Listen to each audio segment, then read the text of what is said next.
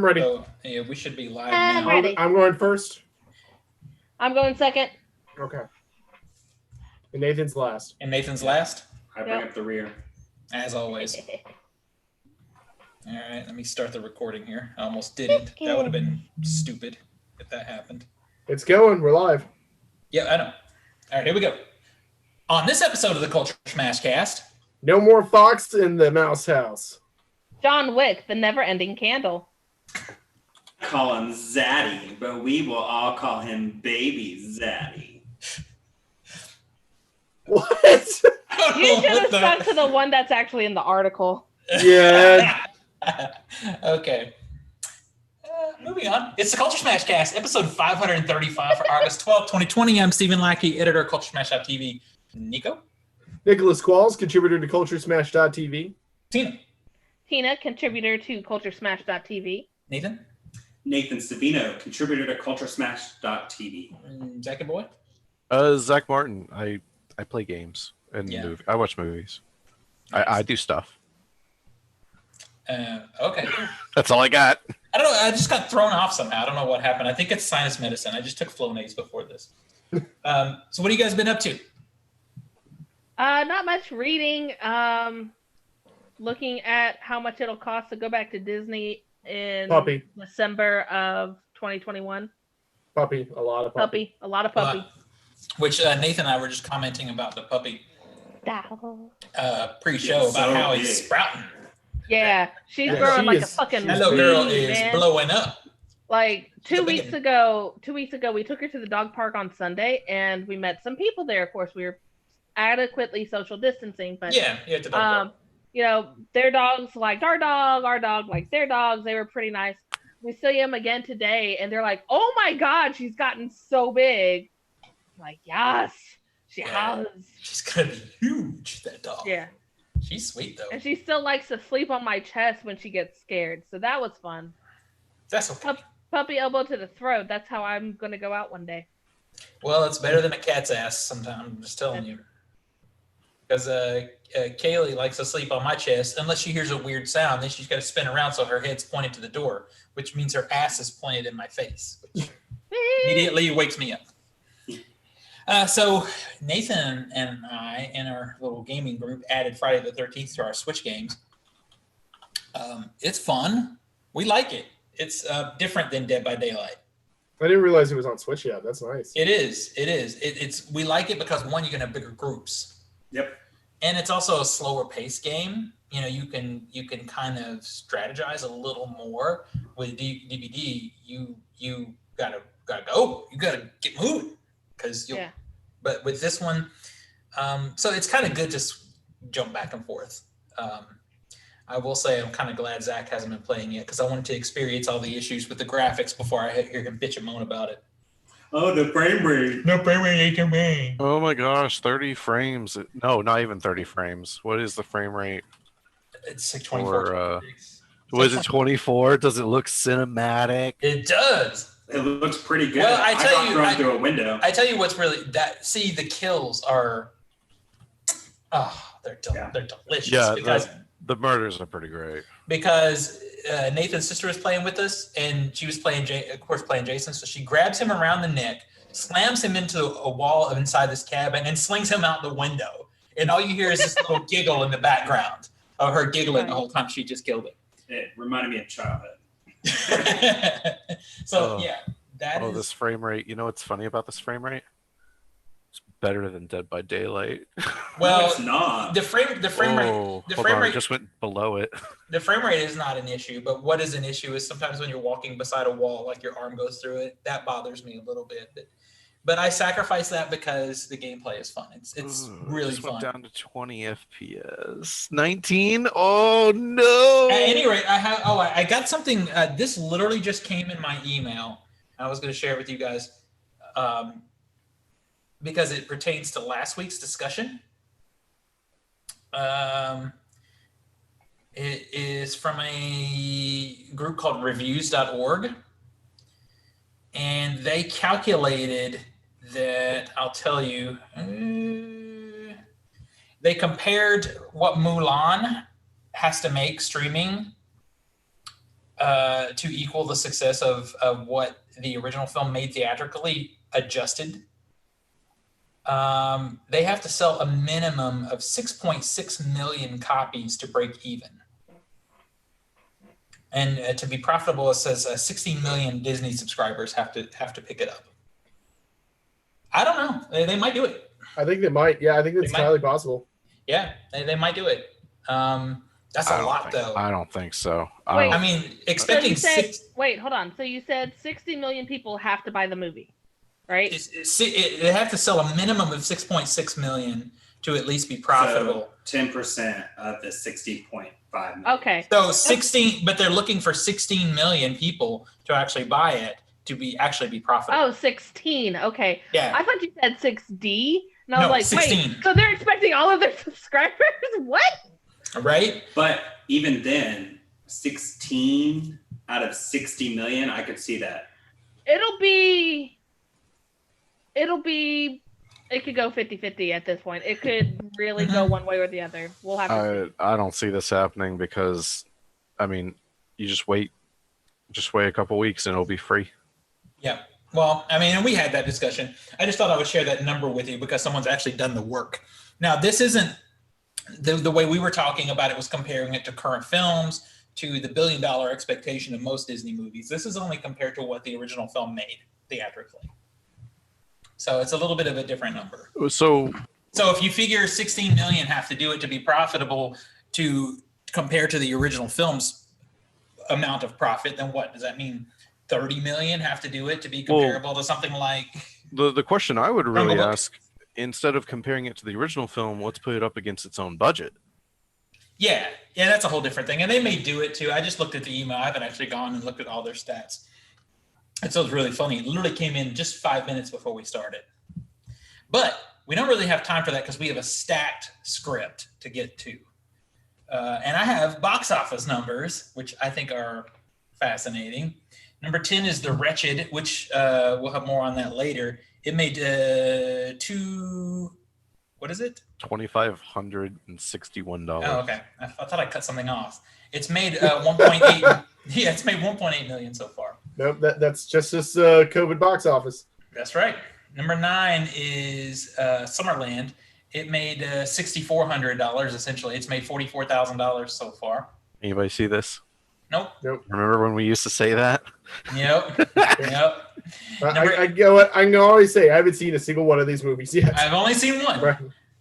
Number 8 is Juvenile Delinquents. It made $11,000. It's made almost $18,000 so far. Number 7 is Relic. It made $14,000. It's made just over $1 million. Zach and I saw this at the drive-in. It's really good. I was about to say, are we going to say it now or are we going to wait? Well, I mean, we don't really have another place to discuss it, I don't think. But all right. Who has not seen this movie? Everybody. Everybody's not seen it. Shame on all y'all. You'll need to see this movie. Well, the only way to see it is to go to the drive-in. So many opportunities to have seen it. Exactly. 7 days a week, 7 opportunities a week. I don't hear you. Where? So only at the drive-in. And that's the only place to see it right now because Only the drive-in at Watertown. Yeah, one drive-in in the state or in Middle Tennessee anyway. Oh. But anyway, what I love about this movie is, without getting spoiler territory, because I'm not going to do that, is it's a divisive movie. I think you will either really, really like it. I think everybody in this group will love it, but there will be a lot of people. That movie was boring. General audiences 2020. It's a slow burn, the movie, but man, it has something interesting to say, and it's good. It's really good. So number 6 is The Burnt Orange Heresy. I don't know what this is. It made $26,000 though. It's made $66 so far. New over the weekend was number 5, made in Italy. It made $33,000, almost $34,000. Number 4 is The Big Ugly movie, which we almost saw, but heard it was terrible. It's made $71,000. Why? Zach just has to look in the mirror. Right? Ooh. Rude. $71,000 it made over the weekend. $446,000 so far. Peninsula is the movie we all want to see. It's at number 3 right now. It made $118,000 opening this past weekend in drive-ins. Number 2 is The Rental, the other movie that we skipped on that double feature, which I keep hearing is just meh. It's not that it's terrible; it's just not particularly good either. 1.1 million it has made so far. Number one is The Tax Collector. It made $309,000 opening new. Don't know anything about that one either. So happily, at least 3 of these films I'm aware of in some way. That's pretty cool. So we saw 2 films at the drive-in. Do you want to talk about the second film? Yeah, so we saw Relic, which we can't talk too much about without spoiling it. Yeah, the best way to go into that movie is as cold as possible. Mm-hmm. And so the other Darn, movie I was hoping to bring a jacket. Well, I mean, it did get down to 65 degrees outside the other night when we were there. It was comfy. Yep. The other one was She Dies Tomorrow.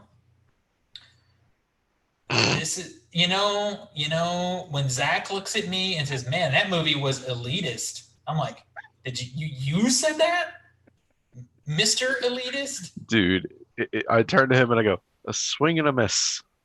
It's really bad. It's bad. I heard some really, really good things about it, and we go in and like 20 minutes into the movie, I was ready to leave. 20 minutes into the movie has already shot its load, and now we have to sit there in a puddle and go, well, we don't know what to do for the next 70 minutes.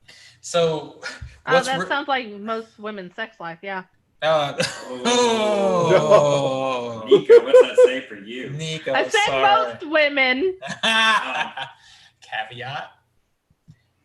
So without naming names, because I'm not going to do that, but what's really funny is I had put the word on social media that we were at the drive-in, and someone who is very much in the film critic space that we know very well asked which double shot we were seeing. We were seeing Relic in this one, or were we seeing the other one, which is 2 family movies? It was Men in Black and something else, right? What was the other movie? It was Men in Black and Karate Kid. Karate Kid, right. So I told him we were seeing the Relic and She Dies Tomorrow. And I said, and this was at the halfway point, at the break between the 2 movies. And I'm like, we really liked Relic. And he messaged back, yeah, I'm going Tuesday. I hear good things, but I saw She Dies Tomorrow twice already, and it's a masterpiece. I thought I was going to die. I fully checked out the last 30 minutes. I started looking at my phone, and I never do that. I was starting to look up, like, what are the reviews for this thing? Because this thing is, like, almost unwatchable. It doesn't know what to do. It has a good idea. It has a good. The tone is all over the place in this movie, It has a good question that asks for the audience, like self-introspective. The trailer-wise, basically, in the trailer, you see a woman who is apparently having some kind of mental issues, and she just basically tells her best friend, I'm going to die tomorrow. And, her best friend assumes it's going to be suicide or something like that. So she's like keeping an eye on her. And then suddenly the best friend starts to say it and feel it. And then that's where the movie kind of begins. There's something interesting that could have been done there, but it's real bad. It's bad. It just, there's no point. It just ends. And then you're just like, well, thanks. This is great. Apparently, this is from the same director who did the Pet Sematary remake, which is also pretty terrible. Well, I mean, it's shocking in terms of the look of the film of that remake, and I will at least say it was handled better than this. Yeah, well, it seems like the remake had one scene that I liked in it. I can't remember, but I thought there was one scene or something that I thought was kind of good.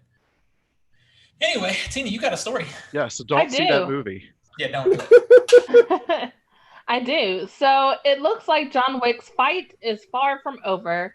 On Thursday, Lionsgate confirmed via their earnings call that a 5th John Wick film is officially in the works. The news came from studio CEO John Feldheimer, who revealed that the plan is to shoot both John Wick Chapter 4 and John Wick 5 back-to-back once franchise star Keanu Reeves is available. John Wick 4 is currently scheduled to be released on May 27th of 2022. Reeves is currently filming the highly anticipated Matrix 4 after production was shut down due to the COVID pandemic. While plot details for John Wick 4 remain a mystery, it's sure to feature an action-packed adventure for Reeves' now iconic assassin character. And this will be just the latest extension of the John Wick franchise. After the first 3 films in the franchise grossed over $500 million in the global box office. And the series is also set to get a television spinoff on Starz titled The Continental, which aims to give insight into the world through many different characters' perspectives that aren't the Baba Yaga. Go on, Zach. I know you want to blow up. Okay, so... And I agree with most of what you are probably about to say. Okay, so before I get to main point, I'll go sub point, which is probably an unpopular opinion, but I think the series is almost out of steam after 3. Yeah. 3 is the weakest of the franchise. I mean, it's story-wise, it's like, I feel like we're just going to start repeating ourselves at this point. The franchise has been diminishing returns since the first one. Like 2 wasn't as good as 1, but it still was entertaining. But I felt like 2 was really close to being on par with. Yeah, I'm of the opinion that 2 is so close to 1. And but not quite. I could see if maybe the time space for the story was a bit more extended, because then you have a little bit more to work with. But from movie 1 through 3, it takes place in like what, a week, maybe, not even. Yeah, maybe like 3 days. Yeah, if they go into this going 5's done, if 4 and 5 and 5 is the end of the franchise, I can be okay with it. Yeah, but now any tension in John Wick 4 is now gone, because he's absolutely going to be fine. Yeah. Okay. So I saw that you posted that in our group, and while most of the time I would agree with you, but did we ever not know that he was going to be fine? Did we ever have any belief? Personally, before I saw 3, I thought they were going to kill him off. Yeah, I never thought that. I never thought that either. I mean, thought that they would at least leave it ambiguous until someone puts him down. No, I figure felt that. We're gonna know it's the end of the franchise when they tell us it's the end of the franchise. When they're gonna say it's the final John Wick. Yes. I think they need to do that for the 5th one, because I think 3 was so problematic with its setup, what we thought it was going to be going into it, how 3 basically ends up setting up the next movie being what we thought 3 was supposed to be in the first place. Yeah. So I really think they just need to go ahead and send it off. But they could do it in 2 movies. I think that's fine. I don't have a problem with this. If they're taking the time to make these one cohesive 2-part story to wrap up the franchise, I'm for it. I'm great. I do hope that they work better on their CGI. So. Or just cut it out. Stop it. Stop it. Just do old school action. He got a finger reattached, so he doesn't have to wear a green finger anymore. Right? Well, it's just I'm going to be looking for it now. Get a glove. Just make him wear a glove all the time on the fake finger. There's that.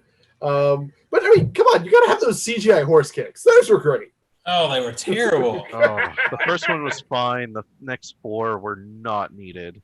So you all are kind of making me want to watch these films. Oh, they're fantastic. You need to watch these. You haven't seen them? Oh, you need to watch them. Are so good. Yeah, I will think 3's worth seeing, but it's not as good. It takes a bit to get past the first 10, 15 minutes of the first one. I disagree. Well, I love for an animal lover like me, don't spoil. Don't spoil. But you spoil. But it's worth it. It's so good. I feel like that John Wick is the first one is so textbook in the way that the script is written and the way the film is directed. It will be something that ends up being taught in film schools. This is how you do an action movie, A, B, and C to perfection. This and Lethal Weapon 2 are taught in school. This is how you do action right here. Yeah.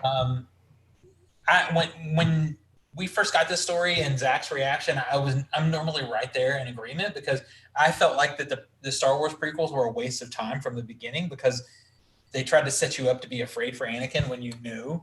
I mean, you could say the Star Wars every movie past Return of the Jedi is a waste of time. True, but the difference is with John Wick, I think, is these films have been more about world building than character journey in a lot of ways, because his character arc is pretty basic, but the world that they build around him, especially in the first and second films, is incredible. So Yeah, it to makes spread me 4 and interested 5 across 2 movies, then they're going to build something really cool. Yeah, it I wanna makes see me really that. interested for the TV show, because again, the Continental series is supposed to be about the world, Mhm. but through other characters' point of view. I would watch that. I'm gonna check that out. As long as it's not a story of the week thing. As long as there's some serialization. There's a It's plot going to to it, yeah. be story of the week, and you know it. Here's the thing. I hope it's a different Continental. And the 2 shows there's more than one. Yep. So I don't want it to be the New York Continental. I don't want it to be Ian McShane and that crew, unless they get that crew. I'm fine with that, but I doubt it. So I'm pretty sure the what's his name? The The main bald dude. Yeah, Yeah. he's in it. I'm pretty sure. In the show, Yeah. because he's part of what makes the Continental for me. I am He- role is great. so 90% small. sure they casted him in that show. Well, if they did that, then I'm interested to see maybe the same Continental. But at the same time, then you start to wonder, is this an MCU thing where the show is going to have impact on the movies? It gets overcomplicated. I'm like Nico. I'd rather see a completely separate Continental with different characters. And maybe he's just in it for like a few episodes or something as a transitional character. And that will be okay. That will be fine. It doesn't matter. You already know that we're going to be seeing both of these films. Yeah. Don't act like you're not going to go. Yeah, I'm Are you absolutely guys going gonna, to go. by the time it comes out, hopefully all the theaters will be open again. Yeah. Are you guys going to try and do the 4D experience again? I don't think so. I think we're done with that. Yeah, we've gone to so many movies and given it so many tries. I've been 6 times. Yeah, I've been. I want one 8 good experience. times. I've been at least 2 times more than you have, and I've had one good experience. Didn't we see Dark Phoenix? We did. All right, yeah. I'm Yeah, sorry. it didn't help Dark Phoenix. I'm I telling you. just want one good experience. Well, we have not gotten Avatar. I mean, No, if there I'll was go gonna, IMAX for Avatar. Yeah. We'll see. IMAX 3D. Yeah, because that was the only thing that made the original Avatar so memorable was the IMAX 3D. You're right. Yeah. I mean, that was the way to see it. So All right, we should probably go on. All right, Nathan, you got a story? Yes. Get ready to call Zac Efron daddy. The 32-year-old actor is set to star in a remake of 3 Men and a Baby intended for Disney+. Although the remake has yet to set a director, The Hollywood Reporter reports that Will Reichel has written the script and Gordon Gray will be producing it. This will mark Efron's highly anticipated return to Disney following his breakout role as Troy Bolton in High School Musical. Fans can currently catch Zac Efron in Down to Earth on Netflix, where he basically travels the world learning about different cultures and aspects with his wellness expert, Darren Olean. So you want to know my favorite thing about this article is, like, I see that name Zac Efron in, like, on Variety and Deadline and different websites all the time, and I'm like, who the hell is this guy and who gives a shit who Zac Efron is? I'm like, yeah, because you're right. Fucking Like cares? Zac Efron? Who Nate, cares? Because he was on some Disney Oh, Channel thing fucking I 15 years ago. And now I know. And now I know. I want everyone to go watch the video of this conversation just for Nathan's reaction. Yeah. Like, I just see him and I'm like, he's one of these guys that does nothing but gets attention, I guess because he's cute or something. I know. He was in The Disaster Artist, but I mean, I was shocked to learn that after seeing He was him. in The Greatest Showman. He was also in that movie with Seth Rogen. Which one? Fraternity House. Neighbors 1 and 2. Oh my god! And he was so, like, now that I know who he is, he was so like anybody could have done that role. Yes. Like He was in Baywatch. Anybody can direct a film. Anyone can film. Anyone can. He was the co-lead in Baywatch with The Rock. You know what? I can't listen to this. I gotta go pee. But now I know he was in High School Musical. I know it makes sense. It's like anyone can direct a movie. We've seen Yeah, people we who have should seen- not direct that's- movies, but That's anyone can. It's true. I should And, not and direct you know what's a really movie. funny about that is he went to pee right before the show on purpose just to plan for this, and he still. He did play. Now I will say, even though I hated the movie, I thought he did a really, really good job playing Ted Bundy in Extremely Wicked, Shockingly Evil and Vile. Oh, see, I haven't seen that one. But in all seriousness, I realized I have watched basically nothing that this particular actor matters in. It's like, now I know who he is. I mean, I've seen him in give 3 him or some 4 credit. movies. I think he was fine in Greatest Showman. I didn't have a problem with him in that. See, I haven't seen it. Haven't seen it. I've And seen High School Musical 3. I haven't seen any of those. Wait, you jumped on the franchise at 3? Perfect timing. Well, what happened was I was writing for my high school newspaper. They're like, okay, we've been getting requests to review this one. I'm like, I haven't seen this shit, but sure. It was fun. Oh, I want to find it. I want to find High School Zach's Hold on. review of High School wanna see Musical that too, 3. yeah. Let me make sure this isn't online. Steven. Yeah. He was in Firefly Yeah? as young Simon. Oh, wow. I mean, Wow. you remember how important that performance was to the Exactly. show, right? Yeah, exactly. Wow, I had no clue. No, like I said, he's fine. Like, I have no issues. He's definitely one of the least problematic people in Hollywood, really. That's Like, a fair he's point. not- That's a good point. Whoa, robot. But my question with the Three Men and the Baby remake, are they going to either A, have a ghost boy, or B, allude to a ghost boy? Ghost Boy? What does that mean? It's one of those like Hollywood urban legends, like in one scene. Oh, you mean in the background? Yeah, I know what you're Yeah. talking about. Yeah, they should allude to it. They should have the 'Cause that Casper would the be- Friendly Ghost poster on the That wall. would be great. Yeah.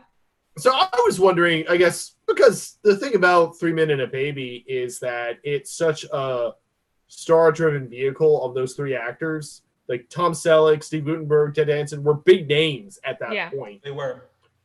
Who are the other 2? Who were the other? Yeah, exactly. And maybe We'll find out. maybe they haven't announced it yet because they wanted to attach Zac Efron, which maybe will draw in the other 2 that they want. Maybe. But I don't know if I care. I remember the original film, and you're right, it was very much a star-driven type of thing. I want them to do a CGI baby now for this one. Yeah, I think that'd be great. Yeah, that'd be great. Didn't we learn from Twilight not to do that? We did. That's why I wanted to do it. It'll be great. No. Spoilers. How about this? What's a twist? How about the ghost boy is the baby? I'm in. Three men and a ghost baby. Ghost baby. All right. Exactly. So then they're gonna remake 3 Men and a Little Lady, and there were like 3 of God. those movies originally, weren't there? 3 weddings so. and a funeral. Is that a part of the That's trilogy? no, that's a different franchise. That's a spin-off. I don't All I know. remember You got 3 Men and a is- Baby, 3 weddings and a funeral. That seems like it's a part of that trilogy. 3 Men and a Little Lady. The baby's voice was Roseanne Barr, and I just oh god, it It grated. was awful. No. that? That's Look Who's Talking. Oh, is that Look Who's Talking? Yeah. Oh, No, okay. that's Because it's got I my forget the God. mom's name. Whoa. Oh. You just I forget the mom's name, but the dad. Well, not the dad, but the eventual father, John Travolta. It was Kirstie something. Kirstie Alley. Thank you. Kirstie Kirstie Alley. Alley, yeah. Yeah. And it was Look Who's Roseanne Talking Barr. too. For Yeah, you're right. So Because the the first first one was just a one little boy. was Bruce Willis as the boy, and then the That's sequel. right. Yeah, the sequel is Bruce Willis, and then the daughter is Roseanne Barr. Although Yeah, she maybe- did come in at the end of Look Who's Talking. So I guess Yeah. 3 Men and a Baby. The baby didn't actually talk or anything. I don't. Right? No, I don't think there was any No. talking. Okay. Because I mean, the whole point of the Look Who's Talking is it's from the baby's point of view. Yeah. Well, yeah, because you saw Bruce Willis as a little sperm in the beginning of the first one. Yep. Now it's coming back. And then 3, the the kids are dog? like of talking age, so it's dogs. the dogs. One is Danny DeVito, and I don't remember the other one. Oh my lord, that sounds terrible. Yeah. Well, Zach is giving us a view of his abode. All right. Keyboard. Yeah. While we're Sorry. doing that, My- let's my- move on. my to video is lagging. kind of both movie and television, because we're going to start off talking about 20th Century Fox, one of the most recognizable names in entertainment history, both in film and television, is now officially no more. Disney is rebranding 20th Century Fox Television as simply 20th Television, cutting out Century and Fox. They already dropped the Fox branding from 20th Century Fox Film earlier in January, which is now 20th Century Studios. 20th Century Fox was originally created in 1935 as a merger between 20th Century Pictures and Fox Films. The well-known logo and title card, with the lights and all that, that's still going to be there. They're just going to take out the wording, but it's going to be mocked up to still look generally the same. The new logo will show on new episodes that the studio will produce this fall. Older films and shows that have been made will still have the former logos.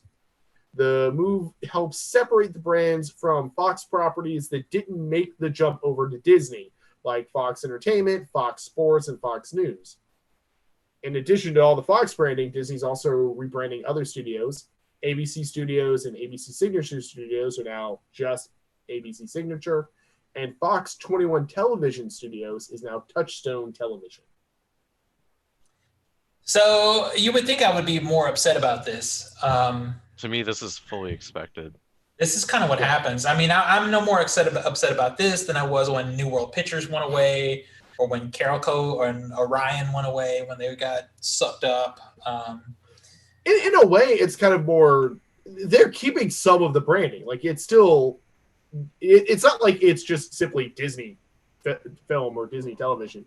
It's still kind of 20th Century Fox. And it's going to have that fanfare opening that everyone recognizes from 20th Century Fox films. It's just no longer Fox.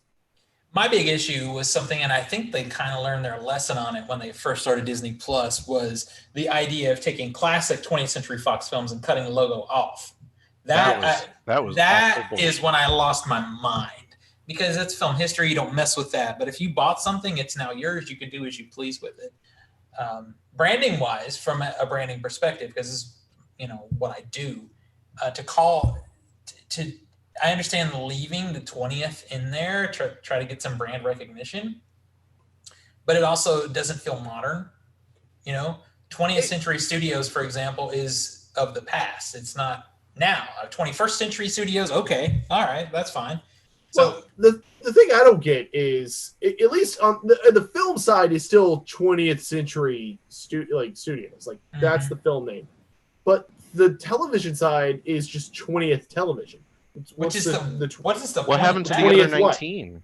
Yeah, what's the 20th? Is it the 20th Television? Are there 19 other TVs? Yeah. At least I'm fine with the facing backward past name of 20th Century. Because that's when you started. Remember your roots. I'm good with that. Okay. Yeah. So that makes sense for the film studio. I don't know why the TV studio is not following suit. It's just weird naming to 20th. Yeah. I don't. It's just, it feels like half-hearted and not thought through. Which we will see going forward with the next story, is something that I think is very common happening with Disney right now. Is they're in a rush to try to figure out what to do with themselves, because of COVID and all the other things going on, and it doesn't feel thought out. I don't have an issue with it. They're not in the office. They have nothing better to do. They're just twiddling their thumbs and renaming studios. Maybe. It makes me sad, because 20th Century Fox is, a classic studio that has created some of the greatest films in film history. But if they went under because they didn't have the financial stability to keep moving, then that's what happened. This whole branding thing is just weird to me. It doesn't all make sense. 20th Century Studios is kind of cool, especially if Disney decides to sort of rework where their art house films go. If 20th Century Studios and maybe Touchstone or somebody like that was going to be more where the art house side of Disney existed. No, art house side of Fox was Searchlight. I know, but we don't even know how that's going to go. I haven't even heard what's happening with Searchlight. The French Dispatch was going to be Searchlight. Yeah, and Indian Paintbrush, and that's. And to my knowledge, French Dispatch is on hold right now. Yeah, shocking what happens due to COVID. Yeah, so that's the point. Is maybe something that really calls back to film history is kind of cool for art housey type of film. So I don't know. I think this whole branding thing is weird though. Some of it might even just be transitional. 5 years from now, it might change again. So let's, I guess if no one has anything else on that, let's move to TV. All right. Well, I get to read an article that I don't want to read. Before, and you're reading it because you're the one who posted it. I know. So before That's you get the it, because rule. I know you didn't edit. So let me say this right now. This is an article from the Digital Bits, which is reputable. The Digital Bits has good information, but this is not.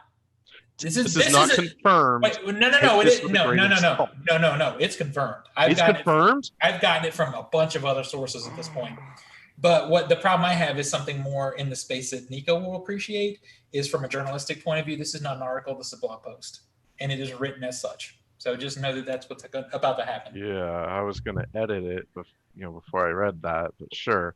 Yep. Last week, I started to personally hear words through YouTube videos and podcasts, i.e. Spare Change. Yeah. The industry sources that Disney has made an internal decision to suspend the 4K Ultra HD release of live-action catalog titles from both their own vaults and those of the newly acquired 20th Century Fox label. Beyond the release theatrical titles like from Disney, Pixar, Star Wars, Marvel, there are no plans at the studio going forward to release titles on 4K Ultra HD. And apparently the sources checked with multiple sources on the matter, and they have indeed been able to essentially confirm it. This is horrifying from me and Steven's point of view. The only caveat to this apparently is like James Cameron. He holds those rights to like True Lies and Avatar, The Abyss, Aliens. Everything he's done, basically. Yeah. Yeah, that makes sense. I can see that. The keys there, which is a shame because, damn, I want a 4K of The Abyss, which has gotten a 4K remaster. That is confirmed.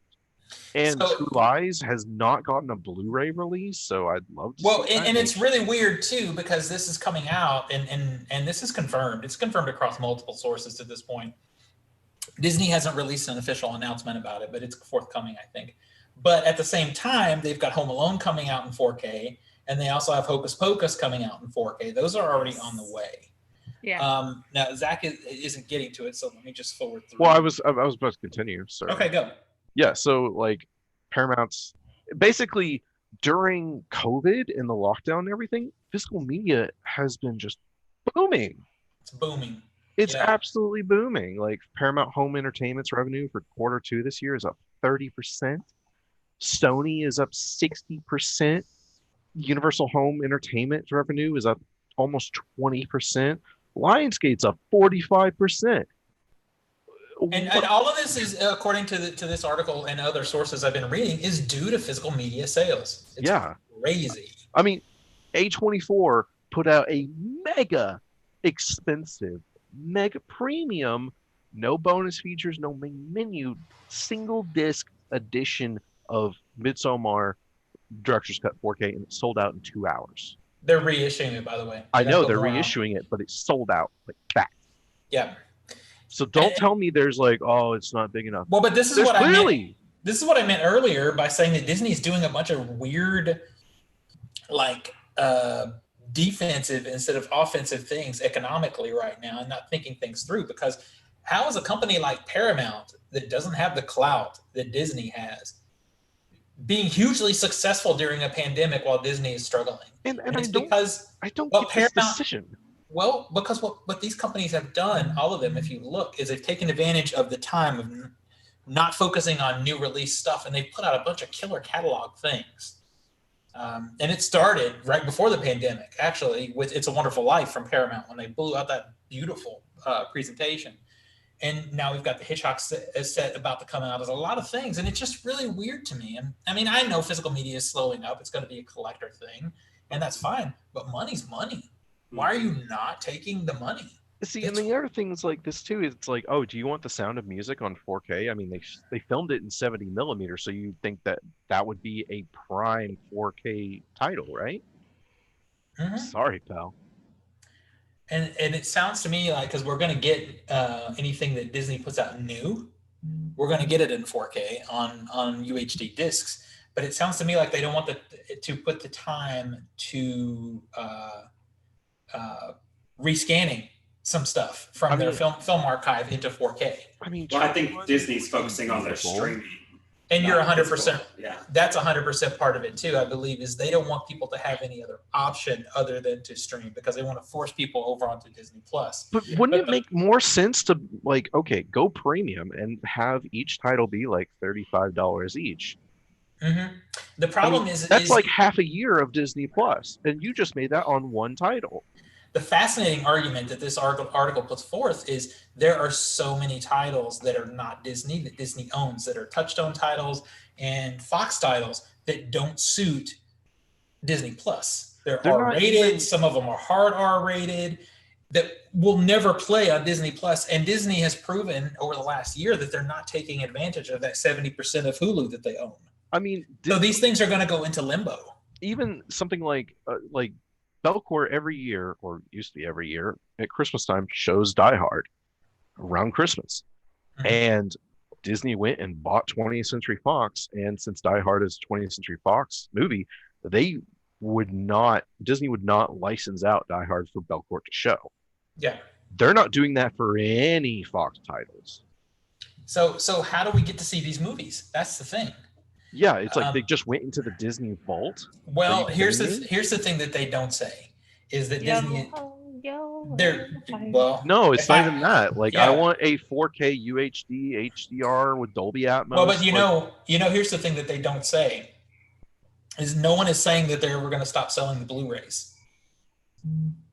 I think. And that is to the point where I'm at right now. After I saw this confirmed over multiple sources, is I'm just going to go because there's a lot of Fox titles that I've been holding off on buying because I was waiting for a 4K. Is just to go snap up the Blu-rays because it looks like physically is the only way you're going to get it. And from an economic perspective, if they were to put these movies out streaming somewhere in 4K, it would kind of be an interesting move because you would say, okay, if you want it physical, you can get the 1080p Blu-ray, but if you want to watch it streaming, or if you want to watch it in 4K, then here it is streaming. Paramount streaming 4K is not the same, and that's the problem because Paramount is playing that game a little bit. Paramount put out the Beverly Hills Cop set, a complete box set. You can stream it in 4K, but there's no 4K disc. But if you go look at the 4K version, it's so compressed that the 1080p disc actually looks better. See, it's like titles like Rocky Horror Picture Show. Do you think they're going to put that on Disney Which, Plus? By the way, came out today in a 45th anniversary edition on Blu-ray. But that'd be great to get a 4K treatment of it. But Disney's not going to do that one. As much money as that movie makes. Yeah, it makes me glad that I went on ahead and pre-ordered my 4K Steelbook of Hocus Pocus because I have a feeling now. It's going to be a hot commodity. Yes, It's going to be a hot commodity. The only possible upside, and this part is a grain of salt rumor. No one's been able to confirm 100% that this could happen. But with the way that Disney executives are being so short-sighted, not just about physical media, but about their studios in general, like everything that they do right now has to be redirected into the Disney parks. If they can't do a Die Hard ride in the Disney parks, which I think would be kind of cool, then they don't want to. Cool. Yeah, put that into Hollywood Studios. That would be awesome. It's actually just you falling off in Nakatomi Plaza. That'd be great. Yeah, it's a bungee jump. But they rethemed the outside of Tower of Terror to be the Nakatomi Plaza. I approve. Options: you can go either elevator or Nakatomi Plaza. That would be awesome. But they won't do it because it's an R-rated franchise. They had Alien in their parks. I don't want to hear that. I know. But if you look at the direction that Disney is pushing right now, that's not how it works. They have pirates in their parks, and that's rated R. Yeah, and I would actually, is that whole franchise rated R or just one of them? It's PG. No, none of them were rated R. It was a pun. Yeah. It was a pun. They had Alien, but it was part of the Great Movie Ride, and it was a combination of films, so it wasn't just a focus. Yeah, so it's What I'm saying is, Alien Encounter originally was Alien the Xenomorphs. And then they said, okay, we can't do that, but we can put Alien and the Great Movie Ride, which is still an R-rated movie in a Disney park. But they didn't make it look R-rated. So let me ask you a question. Yeah. Where's the Great Movie Ride? Well, it just got replaced by a gone. fucking Mickey Mouse. Well, see, you're getting to the point. You're getting to my point. Is Disney is doubling and tripling down into family. So the Fox things that they now own are going to be kind of floating in limbo. It's weird, and it's not even about just physical media. It's about being a film fan. Some of these things are going to be hard to get. Yeah. So I literally started making a list of things that I'm just going to buy and have, because where are you going to see it? It's not popping up on Hulu. It's just really bizarre. The only hope that we have is if Disney, and this is what is the speculation right now, what I was getting to, is if Disney looks at what Universal is doing. So Universal has done two things. One, they have a partnership with Warner Brothers where they do cost sharing on physical media printing, so it's very cheap for them. But the other thing that they've done is they started licensing out some of their franchises to boutique labels. We're getting Pitch Black and 4K from Arrow Video. And if they were to do that and just charge a licensing fee, then we could still get some of these cool things and probably get them in better releases than Disney would put out. Because to be honest with you, Disney 4Ks are not good. The video's all right, but they primarily master in 2K. And then I don't know who's doing their audio mixing, but for some reason they mix lower than you need to mix, so you have to turn up your volume higher. Avengers, for example, Avengers, you got to crank it up. Yeah, you got to crank up your rears for some reason. I don't get that. But that's a problem with Disney Blues. Yeah, but that's the thing that bothered me about this more than anything, because I know that physical media is niche already, but it's just access to some. I mean, the comments the thing that's been great about Warner Brothers, for example, is Warner Brothers. And you can see it on HBO Max, has a huge love for the films that made the company what it is. You can go and watch their films, on HBO Max, like classic old school stuff. You got shit on there like Xanadu. Yeah, but Disney's current executive staff doesn't care about anything except what they're currently putting out, and that's unfortunate. I mean, I've read the online comments about this. Basically, a lot of people are like, who cares? I just stick to streaming. Who cares? This is a niche market. It's like, man, film preservation is important. Yeah. And even if you don't care about film preservation, talk about convenience. Okay, so areas where people have storms or high blizzards or something like that could cause internet to go out, there goes your streaming. Mm-hmm. Gee, wish you had a DVD or a Blu-ray. Hope you downloaded it, motherfucker. It's Yep. Well, and even outside of that, because that will eventually get solved. Eventually, we're moving much slower than other countries at that, but eventually everybody's going to have good internet. Mm-hmm. But the issue is access to films. Yeah. Because Disney is only paying attention to the last 10 years. They're not paying attention to the 100 years of film that happened before, 2020. So if you want to watch something from your childhood, it better be a Disney comedy. Kids movie. If otherwise, otherwise you're going to have a real issue. You're going to have. On top of that, they censor fucking movies, and I'm not happy about that. If it's like a 4K Blu-ray that's censored or nothing, I'd almost take nothing if it's fucking censored. That quick shot of the butt in Splash meant a lot to me as a child. And now they covered it up. Look, I might not, it's kind of like I might not like the movie, but don't fucking edit it. Now she has gerbil butt. That's right. So this is the thing and this is my only note to people is to get it if you want it, especially if it's Fox, because it appears to me now that Disney's reason for buying Fox was just to crush them, not really to show any love for what the company had done, because it's going to get harder and harder to find that stuff. I was going to say on that last note about crushing Fox, I don't know, part of me, I think it's part of that, and also I know a lot of people, of genre fans may overestimate the importance, but taking care of the rights issues for the first 3 Star Wars movies and getting back the signed off content, Marvel movies, like the X-Men franchises. Like those are big deals, especially with how much Disney had doubled down on Star Wars. So I think those are also very big parts of it. They want that IP. They don't care about necessarily the actual original material. Especially with the fight that they're having with Sony still. Yeah, Kiara in the chat room said Goosebumps going to Netflix. Yeah, I just flipped over because I forgot. That's Goosebumps. It's like an off-brand Fear Street, which is the books are a little bit more mature than the regular Goosebumps line. So it was a topic. I was like, what? What does that have to do with Disney? Oh, she's just Nathan and I just both popped over because I didn't realize Kiara had popped in here. Well, the rights for that were originally at 20th Century Fox.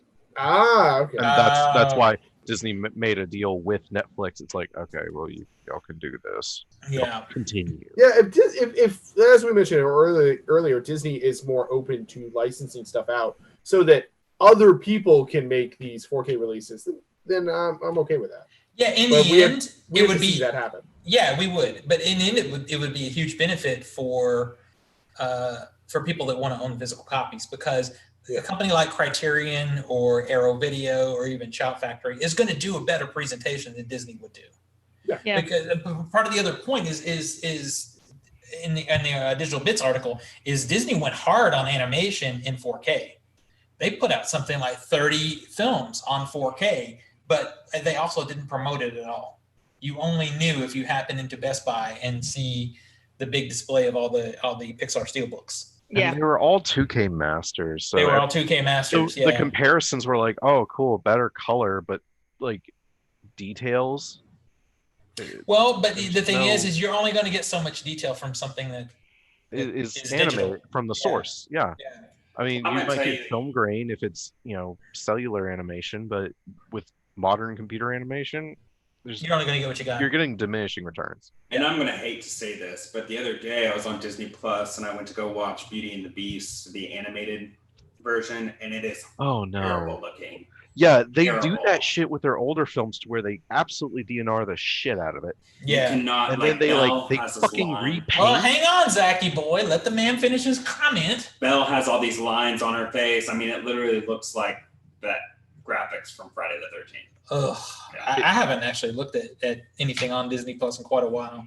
They repaint over the original one, and it just looks too clean. It's like for a movie that came out in like the 50s, even like Sleeping Beauty is a prime example, or like Cinderella. You're like, this looks too clean, too natural for something that is nearly 100 years old.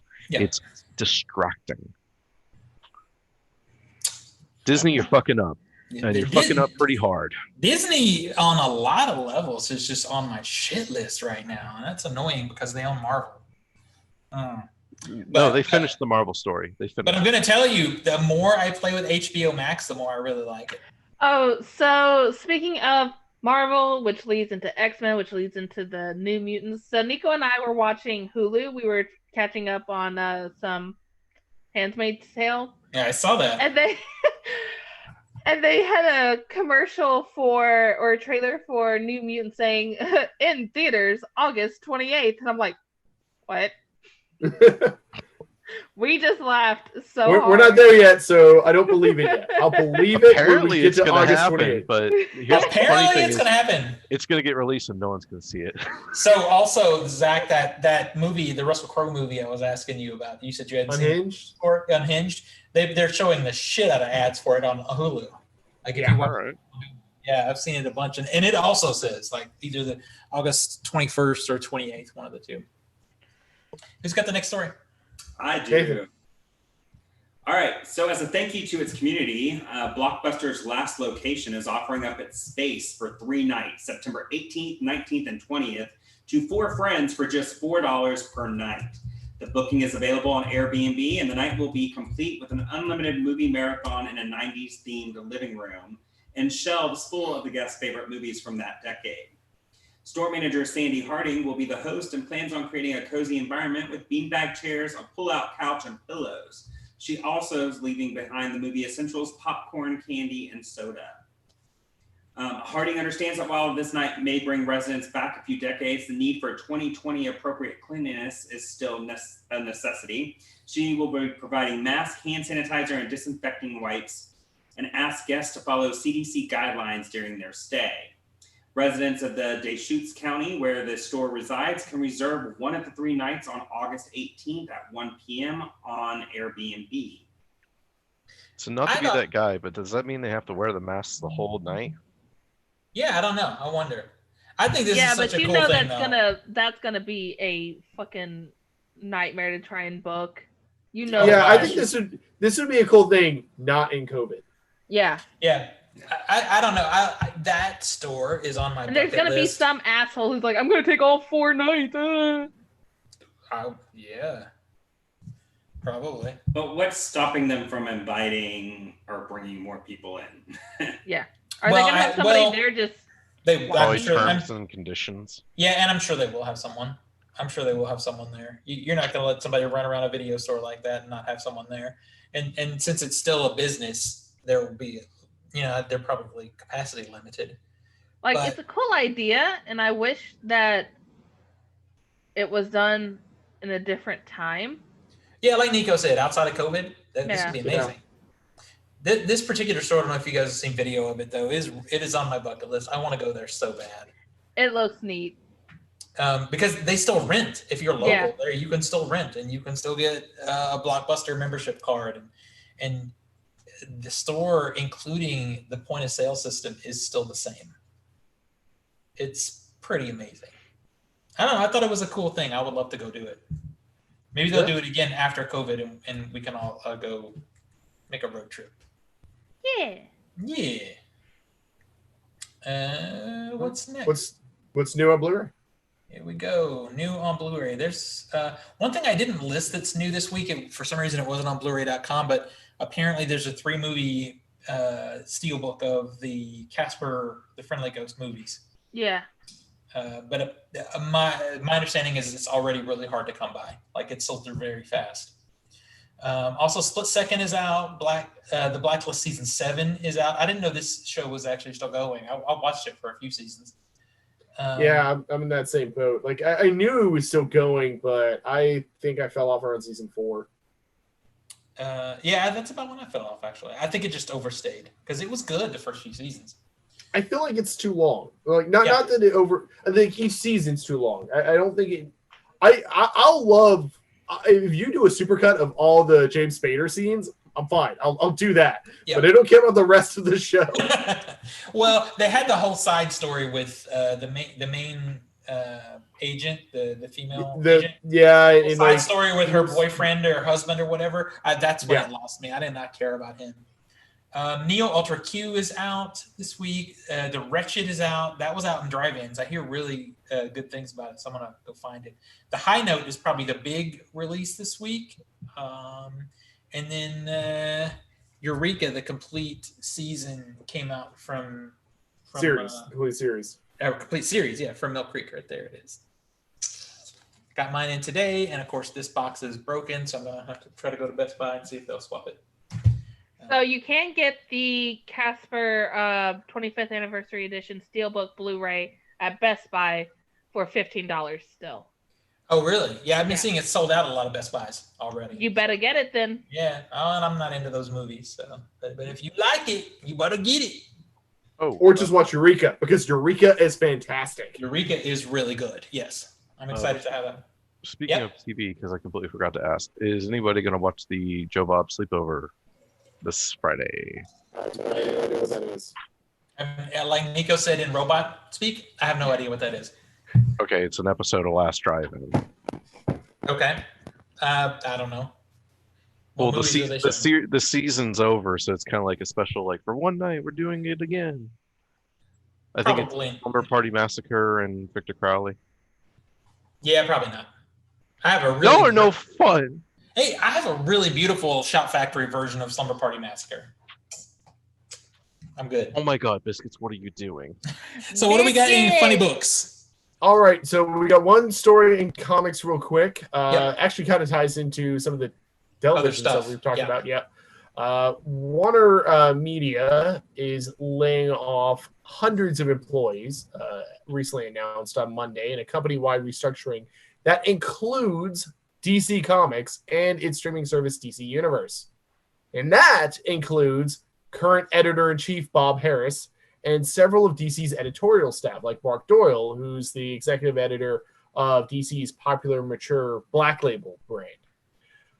Variety supposedly has a source that tells them that the DC brand will supposedly be restructuring to expand, with the DC Chief Creative Officer Jim Lee overseeing creative content of all DC-related growth in all of Warner Media. But we'll see how that goes. We've seen bits of the restructuring already, with DC Universe content going to other sources, such as Season 2 of Doom Patrol and Harley Quinn going over to HBO Max, and Season 2 of Stargirl premiering over on CW with the rest of the Arrowverse shows. So there's gonna be a lot of people in comics, editorial side, that won't have their jobs going too much longer on DC. Writers and artists are typically freelance; they're not going to be laid off. But a lot of the editorial that oversees a lot of their content, I don't know what's going to happen with DC on that front. So I think this whole Stargirl thing is weird. Like, it started out streaming, and now in season 2, it's going to move to CW. In that respect, it's kind of akin to like Supergirl. Supergirl was on a completely different network, and then season 2 moved over to CW. I guess, but it was still on TV. It was still on broadcast TV. This is like a completely different medium. So if you are part of that whole CW extended DC universe, whatever you want to call it, and this show just pops up, are you going to know what the heck is going on? They may do a refresher for the first episode or something. I don't know. I don't know how. I am curious how they're going to handle that, but I'm confident that will probably go without a hitch. I've heard that Stargirl is really good. I haven't had a heard that too. It, though. So Doom Patrol is really good. I don't honestly know why they even still have a DCU like streaming platform though. Yeah, the DC Universe cutting that out makes a lot of sense for restructuring because of HBO Max. Yeah, like, HBO Max solves all of this, but I'm not as worried about that. It is definitely on the content side that I'm concerned about. Like we mentioned earlier, with Disney caring more about the IP than the actual content. I hope that's not going to be the case here as well, that Warner Media is really just like, we have DC for the IP. We don't care about the comic content. Yeah, I hope that's not the case. But I do feel like Warner, unfortunately, has demonstrated that they don't get comic books in a lot of ways. They don't. That's what happens when you put Zack Snyder in charge. Well, to be fair to Zack Snyder, I feel like at least with Zack Snyder, I don't think he's done the best job at some of the movies. I think he does like comics, though. If you look at The Watchmen, you know he likes that book. Regardless of what you think of the movie, you can just feel it. Yeah. DC also has recently, they had fired their co-publisher, Dan DiDio. It was Dan DiDio and Jim Lee, but DiDio was let out earlier this year. And this is all on the heels of DC's own virtual fan convention experience kind of thing, DC Fan Dome, which is going to be later this month. So they're going to be going into this big fan celebration with a lot of announcements, including talking about Snyder's Justice League cut and going into that a lot more, with this news that's going to be over everyone's head of, you just cut a bunch of your editorial staff, including your editor-in-chief. And, you know, to me, it's just crazy to me, because that's cutting off your IP machine. If that's all you care about is IP, who's creating the new IP? You know, it's crazy to me. It's not thoughtful at all.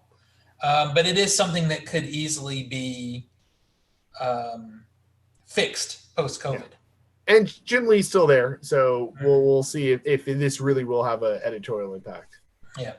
But if you want some books, you can still get some DC books. This week they have their Dark Knights Death Metal miniseries, which is a sequel to the Dark Knights miniseries, has issue 3 out. Also from DC, we have Green Lantern Earth 1 Volume 2. The Earth 1 line is a line of straight-to-graphic novel books that have been really popular for DC that kind of reimagines their characters. So there's Superman, there's Batman, there's Wonder Woman, Teen Titans, and this is Green Lantern. It's the second volume of that, introducing John Stewart and Yellow Lanterns into it as well. Marvel is continuing on with their Empire storyline for the summer, issue 5 of 6. So that one's almost done. And a couple new books, such as Seven Secrets from Boom Studios with writer Tom Taylor. Seems to be a pretty good kind of fantasy secret society book. Cool. So what do you think is your actual article is going up later tonight, but what do you think is your pick of the week? My pick of the week, I would probably recommend checking out the Green Lantern Earth 1 because I like the Earth 1 miniseries, the series of books. You don't need any previous content. For this one, you need volume 1. But that's it. It's just volume 1, volume 2, those are the books. Superman, I think, is the longest one with 3 volumes, and it's done at this point. Cool. So and they're all the Earth 1 books are standalone from each other. So like the Superman book doesn't interfere with the Batman book, with the Green Lantern book, things like that. You could read them all independently. It's weird lately. You know, I've been pretty solidly just digital for a while on comic books, but weirdly lately I've been feeling the need to buy graphic novels, like physical ones, and I don't know why that is. I do like. They're a lot harder for me to read, you know, just because of the vision impairment. But I just love the paper. I love the way they look on the shelf. I've just been feeling like I'd like to have something new. But I'm not the only one. I've been seeing people buy. Well, like Tina, you're buying paper books, for God's sake. Tina's got a new bookshelf behind her. Yeah, it's almost halfway full already. Halfway full already. That's awesome. So how many books down are you? Huh? How many what? How many books down for the year are you? We just went over this. 38 books. I've read 38 books for the year. I'm on my 39th. My goal is to read 65. I'm going to surpass that. Oh yeah, you're going to beat that. So, are you going to read the Stephen King's The Institute? Eventually. I got a lot to get through first. I'm probably 3/4 of the way through that one. I've been reading that one the past few weeks, and it's so good. It's like really, it's like Firestarter type of story. It's really good. Nico has actually been reading more books with me because I started a book club with some friends, and he got involved in it, and we actually do like themed. Each person gets to suggest the next month's book, and we vote on it. Fun fact: next month is banned book because September has banned book week. Did you know that Carrie by Stephen King is a banned book? Banned by who? It was banned in Nevada. It was banned in Maine, I think it was. Wait. A Stephen King book banned in Maine. Yeah, I'm not sure if it's still banned, but it counts as part of a banned book list. So I'm like, I'm going to suggest Carrie by Stephen King. That's an awesome book as well. Yeah. It's a good movie. It's a really good movie. It's a much better book. Yeah. But it's one of the few Stephen King books I have not read. So. Well, you'll like it. It's really good. I get the whole banned book thing. I have a sub collection of my collection of movies that's called Video Nasties. And they're called Video Nasties because they were banned in the UK. And that's what they call them in the UK. Were the Evil Dead movies were Video Nasties. So it's not always that it's like really edgy, like I Spit on Your Grave, which is very edgy. But sometimes it's just something like The Evil Dead, which is not that big a deal, but it was banned. So I love having those books or those movies too. So I get that. That's fun. Pretty soon I'll start thinking about, I know we in the pre-show we talked about doing our own 12 Hours of Terror, which we're going to do. But I also do 31 Days of Halloween. So I'll be starting in the first week of September trying to figure out what my 31 Days of Halloween is going to be. I watch one horror movie every day. So that'll be the only challenge for our 12 Hours of Terror. If we get that all worked out. What movies that are going to be on that list that I haven't already watched that month. So it's going to be fun. All right, let's bring this puppy to an end. Nico, what do we Puppy. find on the internet? Puppy. We have to get ours. You can find me on Twitter and Instagram under Nico Scream. Mostly talking about comics and Dungeons and Dragons, and occasionally photos of our puppy. Nice. Tina? You can find me Instagram and Twitter Cheddar Popper, ChedrPoppr. And if you want to view photos of our puppy that's not just every once in a while, go to the.shadow.pupper on Instagram. Nathan? You can find me on Instagram, Nate_R_70. You can find me on Switch, and you can find me here on Wednesdays. Zach? You can find me petting this cat. Yay. And you can also find me on Instagram. I'm Master of the Matrix 91. And here he goes. You can find me on Steam. I'm a Dangerous Mutant Lunatic. I'm a dangerous mutant lunatic. Thank you. Find me at all things CultureSmash, mostly Facebook, and Off the Shelf Movie Night on YouTube, talking about physical media, and on the Switch, playing Dead by Daylight and Friday the 13th. I think if you look up CultureSmash, you will find me. All right, I guess that'll do it. I guess we'll see everybody next week. Yep. Bye, everybody. Bye. Bye. Bye. All right, that's